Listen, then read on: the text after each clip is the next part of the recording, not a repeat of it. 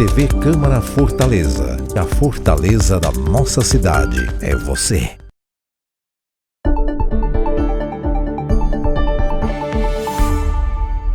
Olá, tudo bem? Nós vamos mostrar agora para você como foi o Fórum Municipal de Direito Eleitoral de Fortaleza, promovido pela Câmara Municipal de Fortaleza por meio da EPFOR, que é a Escola do Parlamento de Fortaleza. A abertura foi com palestra do ministro do TSE, Tribunal Superior Eleitoral, André Ramos Tavares.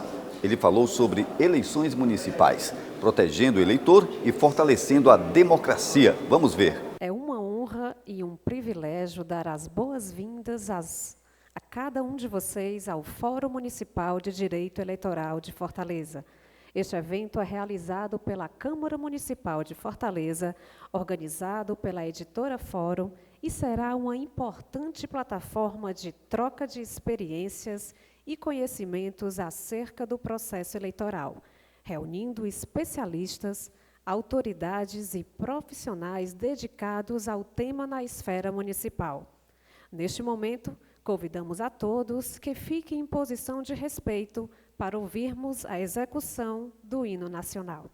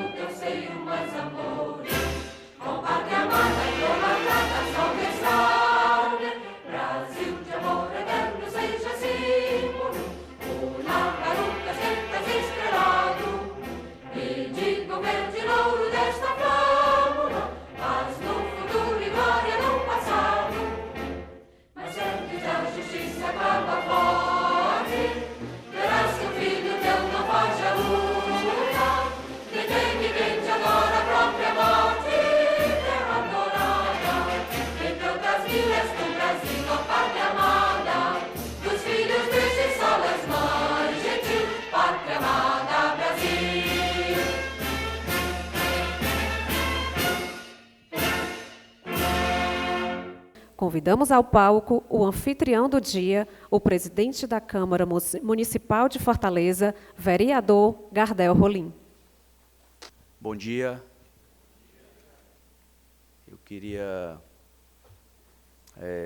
dizer da minha alegria nessa manhã poder a Câmara Municipal, através da Escola do Parlamento, oferecer um debate tão importante para a democracia do Brasil, especialmente da nossa cidade, mas eu também queria começar, ao mesmo tempo, saudando, agradecer a vinda do ministro André Ramos Tavares, aqui em Fortaleza, atendendo o nosso convite. Tenho certeza que será uma palestra que vai abrilhantar muito o nosso evento e poderá certamente abrir ainda mais os nossos horizontes para um tema tão importante. Muito obrigado, ministro, seja muito bem-vindo à Fortaleza e à Câmara Municipal de Fortaleza. Muito obrigado. Eu queria também saudar e também, ao mesmo tempo, agradecer o senhor Luiz Cláudio, que é presidente da Editora Fórum, que é uma parceira da Câmara Municipal já há muitos anos, que tem promovido conosco debates tão importantes. Eu tenho dito que a Câmara Municipal tem um papel muito para além de legislar e fiscalizar, mas tem um papel também de fomentar o debate, aliando aí o conhecimento popular ao conhecimento científico, e a Editora Fórum tem sido grande parceira nesse objetivo. Muito obrigado, senhor Luiz Cláudio. Eu queria cumprimentar aqui meus colegas vereadores, todos em nome do vereador Pedro Matos. Queria cumprimentar aqui também mais uma palestrante, e também, ao mesmo tempo, agradecer a senhora Luna Barroso, que é doutoranda em Direito Constitucional. Queria agradecer também e, ao mesmo tempo, saudar o senhor Marcos Erhard, sim? Erhard, doutor em Direito.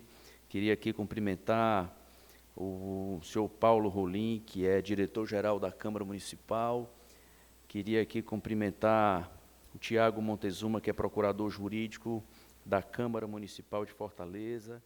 Queria cumprimentar e, ao mesmo tempo, fazer aqui um agradecimento público à nossa coordenadora da Escola do Parlamento de Fortaleza, Ticiana Mota, que é o braço, que coordena o braço importante da Câmara Municipal nessa construção desse debate, desses debates tão importantes que a Câmara tem produzido ao longo do tempo. Eu também queria, para finalizar, cumprimentar aqui todos os assessores, servidores da Câmara, ou seja, todos os cidadãos de Fortaleza, servidores da Prefeitura que estão aqui para participar conosco desse evento tão importante. A minha fala é muito breve, mas eu queria só dar destaque a algo que eu já venho dizendo há algum tempo, né, e também já disse aqui, vou repetir. A Câmara Municipal tem um papel muito para além de legislar e fiscalizar o Poder Executivo. Nós temos um papel de fomentar o debate. A Câmara Municipal é a casa do debate, é a casa das ideias, é a caixa de ressonância de todas as discussões da cidade. Nós temos pensamentos na Câmara Municipal que vão da esquerda mais radical à direita mais radical, permeando por todos os espectros ideológicos que a cidade respira. Portanto, a Câmara Municipal representa fielmente a população de Fortaleza no seu pensamento, nas suas práticas, nas suas ideias. Portanto, fomentar o debate, organizar esse debate, também é um papel da Câmara Municipal. E é por isso que nós, na nossa gestão, fortalecemos muito a Escola do Parlamento, porque compreendo que é necessário, né, ter um espaço como a Escola do Parlamento de Fortaleza para organizar esse pensamento e esse debate.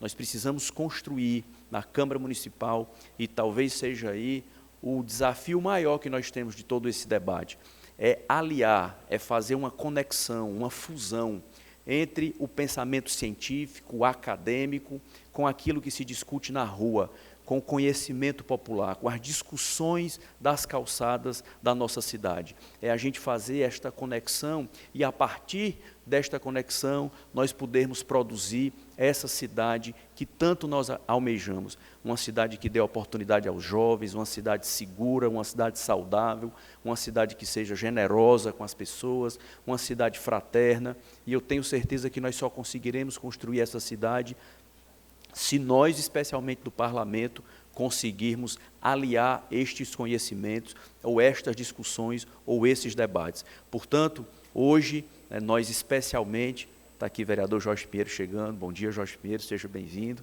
Hoje, nós temos um papel de discutir aqui, neste Fórum Municipal de Direito Eleitoral, as novas práticas, as novas legislações, ou os novos entendimentos acerca de ferramentas que estão sendo usadas nas últimas eleições. O Brasil e o mundo têm mudado muito. Nós não falaríamos de inteligência artificial ou de uso de redes sociais em eleições há 40 anos atrás. Nós não falaríamos de internet há 40, 50 anos atrás. Portanto, as eleições de hoje são completamente, as campanhas eleitorais são completamente diferentes das campanhas eleitorais de 40, 50 anos atrás, que para o contar da história é muito pouco tempo.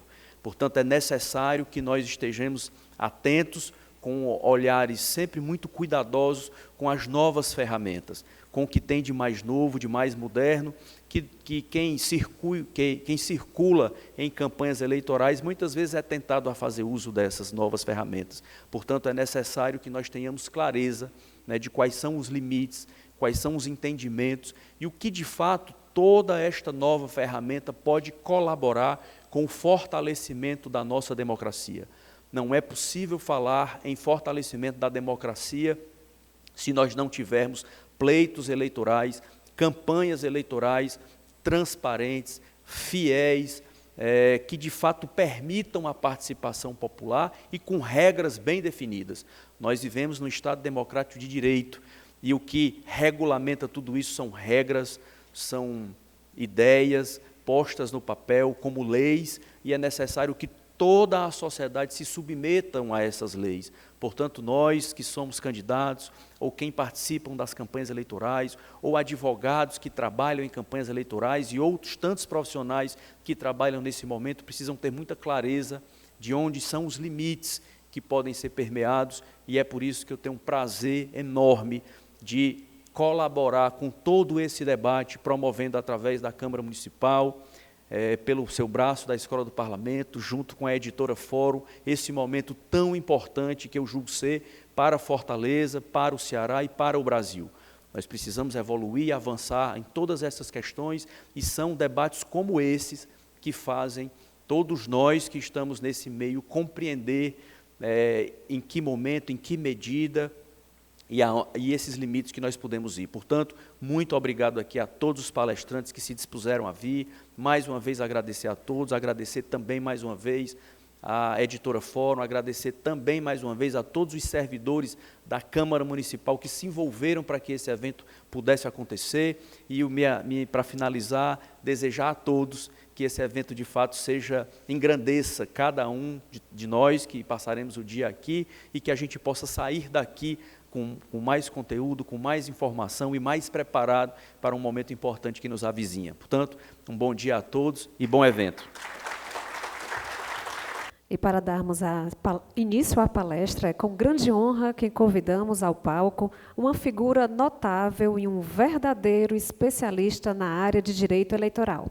Ele que é ministro do TSE, professor titular da Faculdade de Direito do Largo de São Francisco, professor permanente dos programas de doutorado e mestrado em Direito da PUC, coordenador do mestrado em Direito das Faculdades Alfa, coordenador dos programas do mestrado e doutorado em Direito da Faculdade Autônoma de Direito, coordenador da Revista Brasileira de Estudos Constitucionais, membro do Conselho de Transparência Pública e Combate à Corrupção da Controladoria Geral da União, conselheiro integrante do Conselho da Escola Eleitoral Paulista, foi diretor da Escola Judiciária Eleitoral TSE no período de 2010 a 2012, foi presidente do Conselho Consultivo da Presidência da CNJ no período de 2014 a 2016 e foi presidente da Comissão de Ética da Presidência da República do Brasil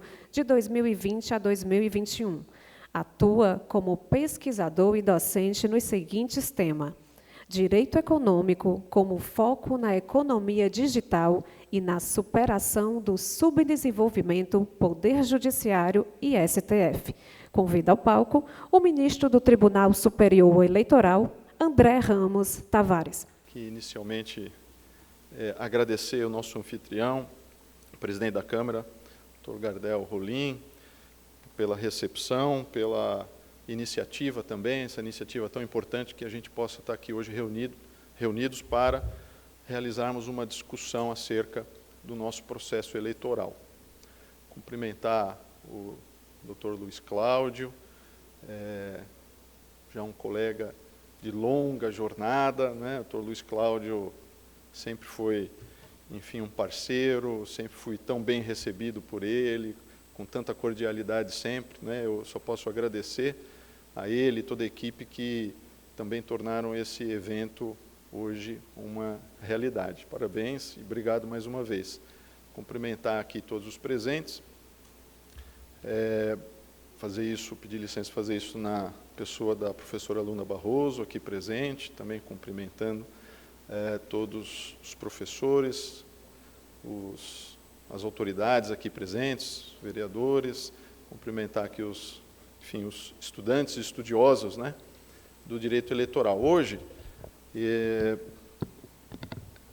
obrigado.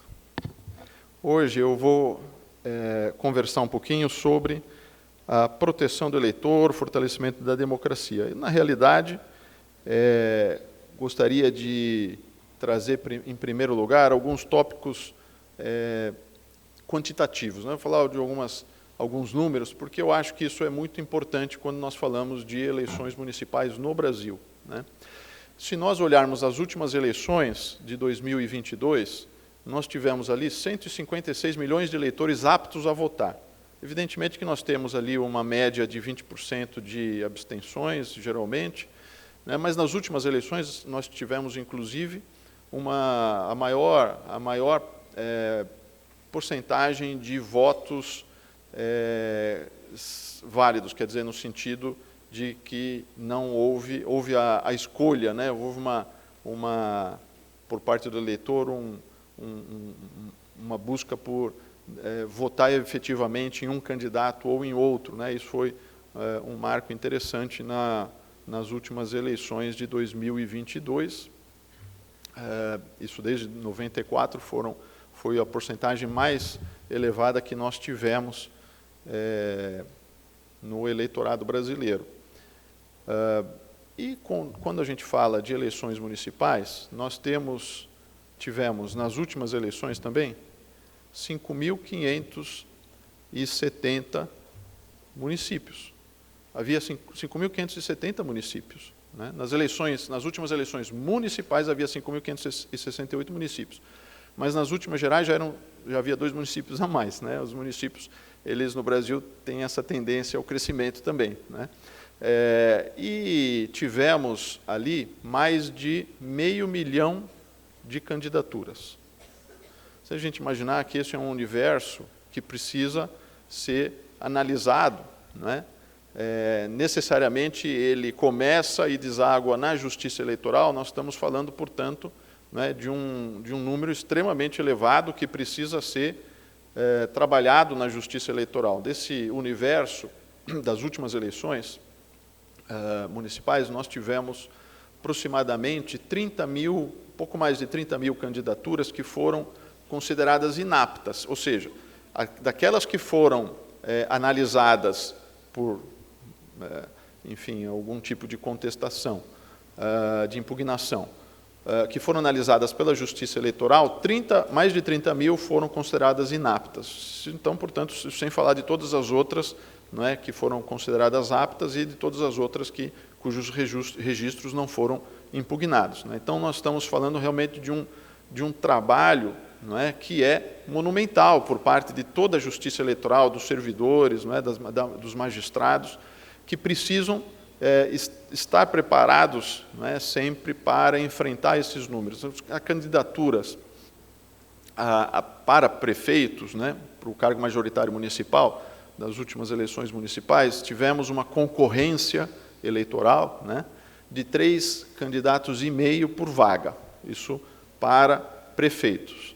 E para vereadores, nós tivemos uma concorrência de 9 candidaturas por vaga, né? Estou falando, obviamente, da média, cada localidade vai ter seus próprios números. Os números, nesse ano, nós vamos conhecer em 15 de agosto, né? E a partir de 16 de agosto já teremos aí a autorização, já temos, né, autorização, né, todos terão autorização para realizar propaganda, inclusive na internet, e também entrega de material publicitário, entrega, né, de fazer passeatas, carreatas, isso tudo continuamente é analisado também pela Justiça Eleitoral, tanto que ontem, por exemplo, né, na sessão que tivemos ontem, decidimos ali uma orientação, inclusive dentro de um caso concreto, sobre a possibilidade de distribuição de material de propaganda em feiras, né, bem de uso comum de todos, desde que não haja alteração do lugar, ou seja, né, esparramar aqueles santinhos, deixar, né, aquela poluição visual, isso não é permitido. Mas o uso do bem público, nesses casos, é permitido, foi reiterado pelo tribunal, né? Então o tribunal também sempre se esforça por tentar reduzir ao máximo possível, né, a litigância, aquela litigância que vem de problemas interpretativos, de dúvidas, né, de todos sobre quais são os comportamentos permitidos, quais são os comportamentos vedados. Isso nem sempre é tão simples, isso estabelecer essas regras, né, de uma maneira geral e ampla, porque cada realidade, né, nos traz sempre uma inovação, e essa inovação há de ser sempre analisada. E por falar de inovação, né, vou falar justamente desse tema que vou pensar 2 ou 3 pontos para falar sobre algumas inovações. Na verdade, nós já vivemos numa época de inovação, né, e talvez esse seja, seguramente, no meu modo de ver, o nosso maior desafio, né, o fato de nós vivermos hoje naquilo que vem sendo chamado de era digital, ou, se quisermos, né, economia digital, economia das plataformas, que eu até prefiro, né, ou plataformização da vida, que é o que efetivamente acontece. E, nesse contexto, não poderia ter sido diferente. O Tribunal Superior Eleitoral estabeleceu um marco paradigmático muito importante em 2021, porque ele equiparou esses novos instrumentos digitais, que na realidade são as plataformas digitais, e o uso que nós fazemos das plataformas digitais, aí incluídos buscadores, incluídas as plataformas que são redes digitais, né, redes sociais digitais, incluídos os aplicativos, que também são plataformas, né, os aplicativos de troca de mensagem, né, troca de mensageria privada. Todos esses novos instrumentos da nossa nova realidade digital foram equiparados aos meios tradicionais de comunicação. Isso para quê? Isso foi feito por decisão do Tribunal Superior Eleitoral já em 2021, e eu diria que em 2021, evidentemente, nós já estávamos com diversos problemas, nós, sociedade agora, né, aqui incluindo também nesse contexto da sociedade, nós já tivemos já enfrentado diversos problemas decorrentes da chamada era digital. Então, houve essa inclusão para que se pudesse responsabilizar o infrator informacional.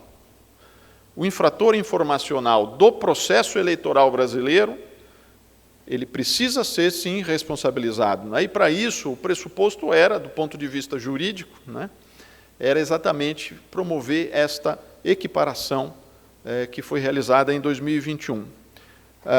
E há também aí uma via de duas mãos, né? A resolução 23.610, por exemplo, do TSE, no artigo 6º, estabelece que o poder de polícia da Justiça Eleitoral não pode ser utilizado para realizar censura, para censurar conteúdo, né? Conteúdo jornalístico, conteúdo de mídia, né? Então, já que houve equiparação, né, para fins de se responsabilizar quem precisa ser responsabilizado, também é uma via de mão dupla, né? Há também a proteção. Por que eu estou dizendo isso? porque essas, ou a maior parte dessas grandes plataformas digitais, elas não se consideram ou não se consideravam, e muitas não se consideram até hoje, como meios de comunicação. Elas se consideram plataformas tecnológicas, ou seja, instrumentos tecnológicos única e exclusivamente. Então, com isso, elas supostamente se retiravam de algumas responsabilidades, mas também, não é, por espelhamento, se retiravam de alguns direitos. Não é? Então, é uma via de mão dupla, não é apenas para fins de persecutórios, de ir atrás dos infratores informacionais, mas também há todo um arcabouço jurídico que incide também favoravelmente, evidentemente, para esse tipo de novo modelo de vida que envolve as plataformas digitais. Um outro ponto que todos nós, portanto, sabemos que tem sido muito relevante é justamente a proteção do eleitor para que ele não vote com erro. Essa é a preocupação, uma das preocupações centrais. A Justiça Eleitoral tem muitas, inclusive distribuir as urnas eletrônicas, que são mais de 500 mil de urnas eletrônicas que precisam ser distribuídas. Então, tem toda uma logística também importante, que envolve diversas instituições nacionais, mas, como eu dizia, a proteção do eleitor, para que o eleitor não vote com erro, isso é essencial. Uma vez que nós temos um dos modelos mais avançados do mundo para fins de registro do voto com segurança, celeridade na hora da votação, celeridade na hora de prestar as contas, na hora de oferecer o resultado, que é importante também, porque quando a apuração dura uma semana, 2, 3, um mês, nós vimos isso acontecer nos Estados Unidos, no caso Gore, Bush versus Gore, quando essa apuração e o resultado final se prolongam no tempo, isso impede a pacificação social. Porque o processo eleitoral é um processo de concorrência, de disputa, e é preciso ser encerrado com segurança, de maneira célere. E nós temos um dos melhores e mais avançados modelos no mundo para alcançar essa importante finalidade. Agora, como eu dizia, outra importante finalidade buscada sempre pela Justiça Eleitoral é exatamente impedir que o eleitor vote com erro. E aí é que surge exatamente o problema da desinformação.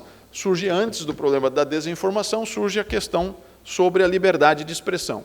Aqui eu queria só tangenciar o tema é longo, evidentemente profundo, e tem uma série de questões que eu não poderei hoje, devido a limitações, abordar, mas a liberdade de expressão, isso vem dito já, vou utilizar aqui os grandes autores da liberdade de expressão de um país liberal, para que a gente não tenha, partamos, digamos assim, de um ponto de vista que já é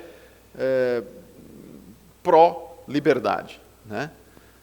Estou falando dos Estados Unidos, estou falando, portanto, do primeiro constitucionalismo, estou falando, portanto, de um momento em que as liberdades foram construídas dentro de um modelo de constituição liberal e a doutrina trabalhou esse modelo neste exato sentido, da amplitude. Tanto que hoje os Estados Unidos é, de fato, um país no qual a liberdade de expressão tem uma dimensão gigantesca que talvez não tenha em nenhum outro lugar.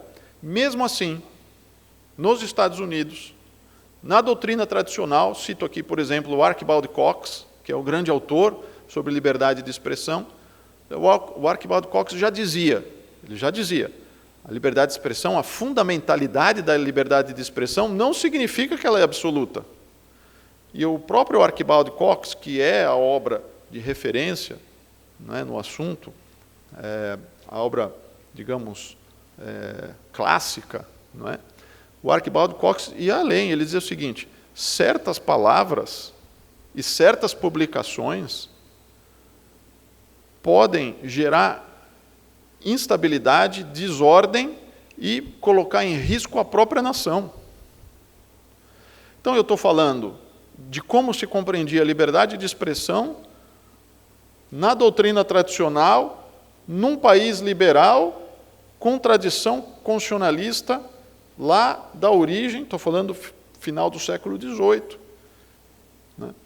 Então vejam, a liberdade de expressão, ela não pode ser invocada a qualquer momento, para qualquer situação. Ela tem os seus parâmetros. Existem situações que não são exercício legítimo de um direito, por mais que alguém possa invocar o direito ou a liberdade. Então, eu deixo só essas primeiras observações, porque, de fato, para mim, é muito importante que nós tenhamos bem demarcado esse elemento conceitual. Né? Quando, aliás, um outro autor que eu gosto muito, que é o Scanlon diz o seguinte: quando uma liberdade se torna controversa, já é um problema, isso é um problema. E ele fala exatamente que se uma liberdade é utilizada, a liberdade de expressão, por exemplo, diz ele, se a liberdade de expressão é utilizada ou surge para ameaçar importantes interesses, então já é controverso que se esteja a utilizar realmente uma liberdade ou um direito. De novo, estou utilizando a doutrina tradicional de um país liberal, para que a gente entenda que não se trata de uma discussão ideológica, se trata de uma discussão técnica. E o que eu quero trazer a esse respeito? Muito mais para falar como é que nós devemos ou estamos tentando enfrentar a desinformação. Como enfrentar a desinformação? Porque a desinformação precisa ser enfrentada. A liberdade de expressão precisa ser fomentada. Não é? Aliás, estamos aqui todos dentro desse contexto de liberdade de expressão, de liberdade de opinião, de reflexão, de troca de ideias. E a desinformação precisa ser combatida. Como é que ela foi combatida?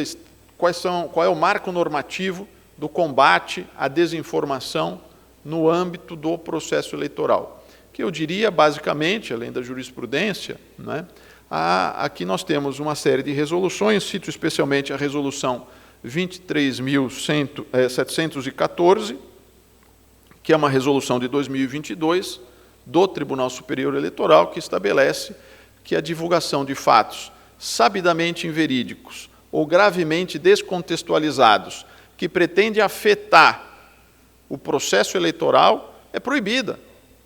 É proibida a divulgação. Esse tipo de difusão é vedado.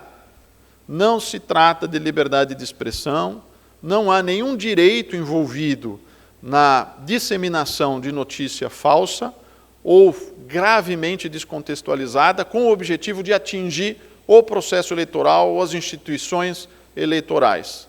Porque isso é apenas uma tentativa de estabelecer caos, desordem informativa e atingir quem?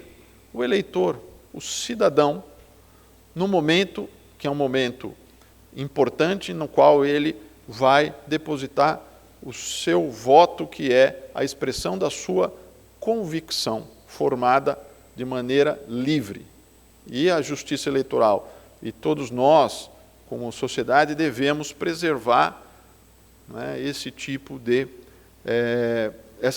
preservar esse tipo de modelo que nós temos estabelecido. O Tribunal Superior Eleitoral ainda criou um Centro Integrado de Enfrentamento à Desinformação e Defesa da Democracia, CIED.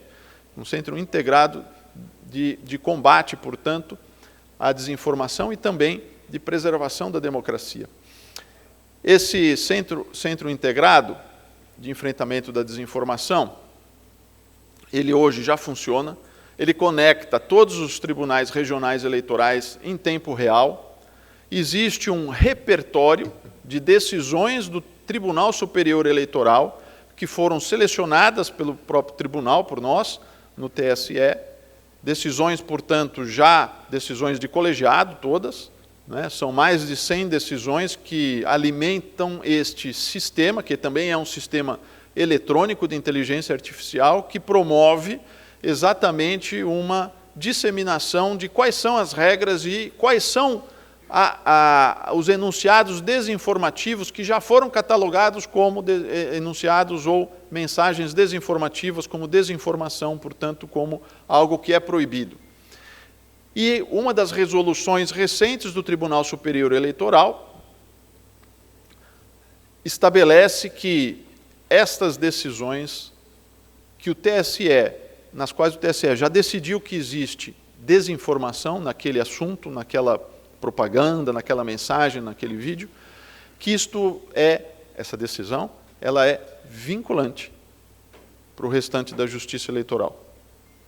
Isso é muito importante. Né? Uma vez que seja decidido, isso está na Resolução 23.732, a Resolução 23732 deste ano, do TSE, né, que estabelece essa vinculatividade, quando o TSE já tenha decidido a respeito de uma determinada desinformação, isso não pode continuar sendo discutido na Justiça Eleitoral. Está decidido, é desinformação. Não é? Precisa que haja uma atuação única, em bloco, da Justiça, para coibir qualquer repetição desse tipo de mensagem. Então, isso hoje consta da resolução e, na prática, existe já esse centro integrado de enfrentamento à desinformação e defesa da democracia, não é, como eu disse, o CIED, que não só reúne, não é, em tempo real todos os tribunais regionais eleitorais, como também oferece um repertório, que inclusive é de acesso público, não é, e nele, inclusive, é possível fazer denúncias, é possível denunciar novas desinformações para fins de que a Justiça Eleitoral tome, a partir daí, as providências necessárias. Existe um trâmite interno, né, para se verificar, dependendo do tipo de denúncia, o que se faz, o que se deve fazer, mas também já é possível identificar, eventualmente, uma denúncia de uma desinformação que já foi, digamos, certificada como tal. Outra coisa importante, os prazos. Né? Isso é muito importante na era digital. E o que adianta na era digital a gente estabelecer prazos incompatíveis com a realidade dos aplicativos? Né? Uma notícia falsa, ela viraliza em poucas horas e também em poucos dias ela deixa de ter qualquer relevância. Geralmente se passa por uma outra notícia bombástica, falsa, né? Ou geralmente até pior que a primeira, né? E por isso que foi importante que a Justiça Eleitoral estabelecesse novos prazos, e ela fez isso especialmente a partir das eleições de 2022. Vou falar rapidamente desses prazos, mas só me permita um parênteses. Isso tudo, não é, isso tudo é um processo de aprendizado. Não é? A primeira vez que a internet foi utilizada de maneira intensiva em uma campanha eleitoral no mundo foi a campanha do Barack Obama. Depois disso, nós assistimos no mundo, não é, uma onda de desinformação. Nós tivemos, antes disso, a Primavera Árabe, o uso das novas tecnologias contra ditaduras, e logo nós tivemos, em sequência, uma certa inversão das coisas. As novas tecnologias passaram a ser instrumentalizadas para difundir desinformação pelo mundo. E o grande exemplo que nós tivemos foi o Brexit, foi o escândalo da Cambridge Analytica e, na sequência, não é, desses processos desinformativos, não é, a campanha eleitoral do Trump versus a Hillary Clinton. Então, é claro que isso tudo, aqui no Brasil aconteceu a mesma coisa, né, a gente enfrenta esse assunto já não foi pela primeira vez nas eleições de 2022, muito antes. Em 2018, em especial, foi quando nós tivemos já um início desse uso mais intenso, não é, das redes digitais, dos instrumentos da era digital, e com problemas, né, o mau uso, como eu sempre costumo dizer, o mau uso da tecnologia, né? Porque a tecnologia pode ser bem utilizada, e utilizada a nosso favor, e utilizada a favor da democracia, que é isso que por esse objetivo que nós primamos, especialmente, por exemplo, no uso da inteligência artificial. Né? A gente pode utilizar, mas o problema é o mau uso das novas tecnologias. Então, eu também sempre digo, porque parece que eu não gosto das novas tecnologias, eu gosto, eu uso, né? Acabo sempre comprando o último modelo de iPhone, por essas coisas todas. Porém, a gente precisa, eu uso todos os aplicativos também. Né? Então, enfim, né, eu não dirijo sem olhar né, o caminho no celular, todas essas coisas. Então, isso é uma coisa. Isso, aliás, só demonstra que todos eles hoje são aplicativos essenciais para a vida em sociedade. Ninguém se imagina largando, né, posso citar alguns nomes aqui, ninguém se imagina aqui largando o WhatsApp, ou deixando de utilizar o Waze, enfim. Né? Então, não tenho nenhuma proposta nesse sentido, ok? Não estou propondo que a gente volte ao fax, nada disso, não tenho nenhuma boa lembrança disso, mas nós precisamos enfrentar essa realidade dos aplicativos, o que eles significam, o que eles promovem, né, em termos de deturpação da própria estabilidade e harmonia da vida em sociedade. Né? E, mais do que isso, em termos de influência comportamental. Assim, para a justiça eleitoral, o que mais importa?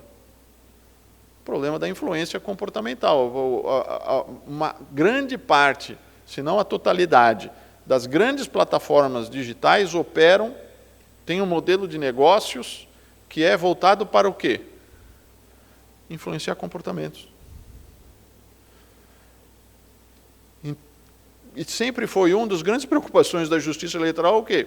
Até onde é legítimo esse tipo de algumas publicidades, qual o momento da publicidade eleitoral, da propaganda, como ela pode ser feita, sempre houve limites. Então, nós chegamos numa grande dificuldade, um conflito, né? E é por isso que nós temos isso como um grande desafio. E, como eu dizia, um desses desafios, hoje eu estou abordando alguns dos pontos, há uma enormidade de assuntos envolvidos nesse tema, mas um outro desses pontos foi justamente a velocidade. É preciso que a justiça eleitoral tenha a velocidade, a nova velocidade das relações sociais, a nova velocidade da vida em sociedade. Essa nova velocidade, né, exigiu, por exemplo, que um dia antes do segundo turno das últimas eleições em 2022, as plataformas digitais tivessem que ser intimadas para retirar a propaganda enganosa e fazê-lo no prazo de 1 hora. Esse foi o prazo que foi dado. Não era prazo de 10 dias, 5 dias, 3 dias. Não, precisou ser feito em 1 hora.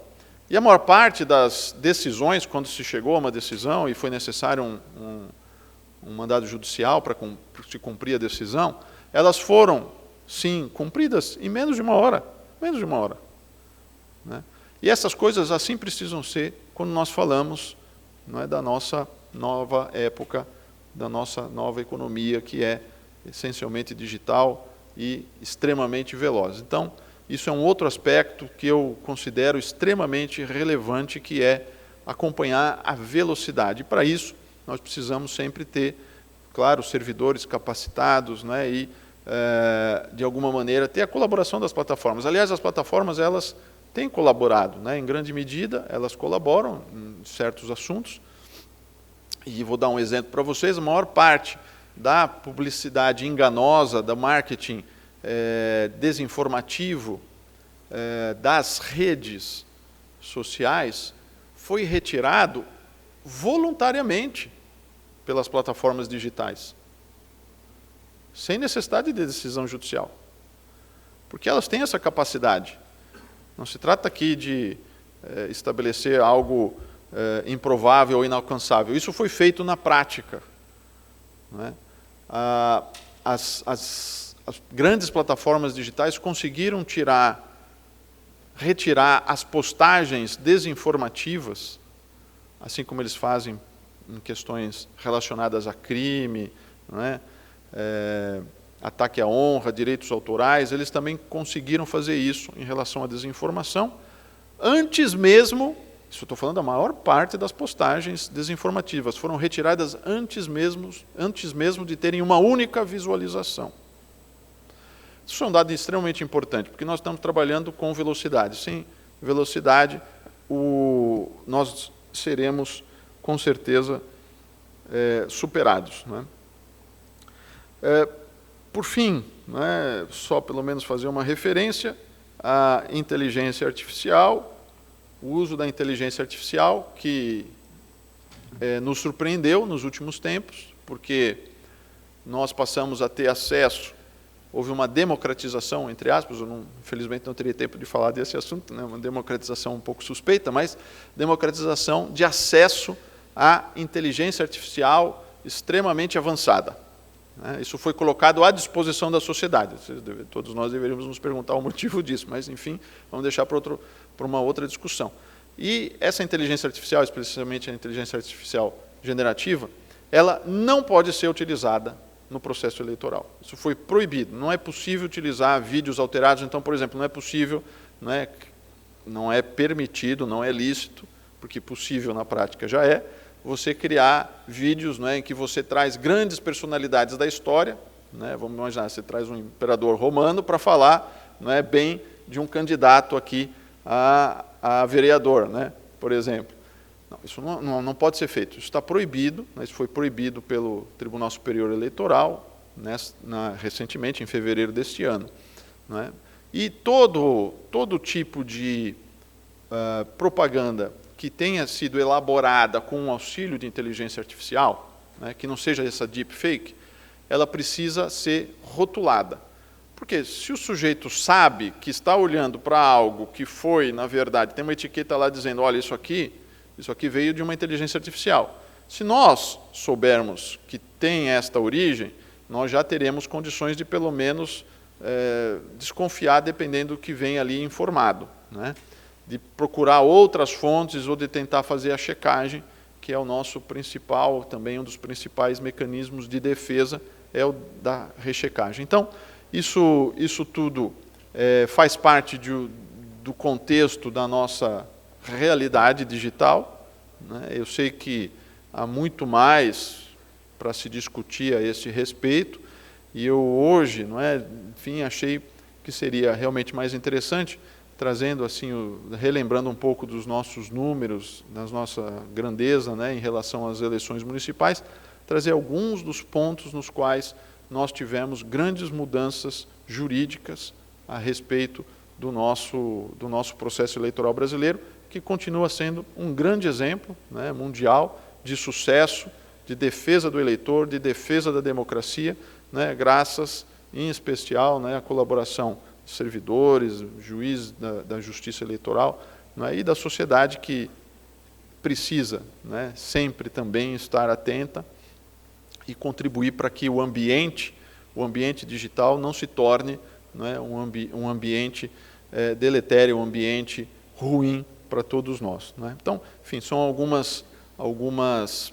pequenas reflexões que eu também trago e espero que isso tudo possa servir para que as reflexões continuem. A gente não pode parar, porque a tecnologia não para de nos surpreender, não para de inovar, não para de trazer alguma perplexidade nova, isso é quase que rotineiro. Nós estamos falando de disrupção, quando falamos hoje em dia das novas tecnologias, então é preciso que nós todos estejamos sempre refletindo, estejamos sempre muito atentos. Então, com isso, encerro e desejo que todos tenham aqui um excelente evento, parabenizando mais uma vez a organização. Obrigado pela atenção, pessoal. Muito obrigada, ministro, pela palestra. E eu peço que o senhor fique aqui ao palco, ministro, por gentileza, que agora eu convido o presidente da Câmara Municipal de Fortaleza, vereador Gardel Rolim, para entregar o certificado de participação ao nosso palestrante.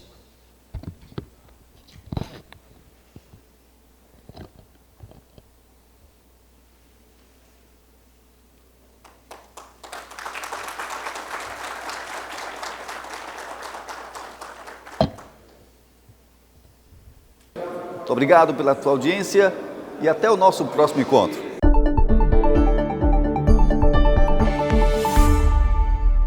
TV Câmara Fortaleza. A fortaleza da nossa cidade é você.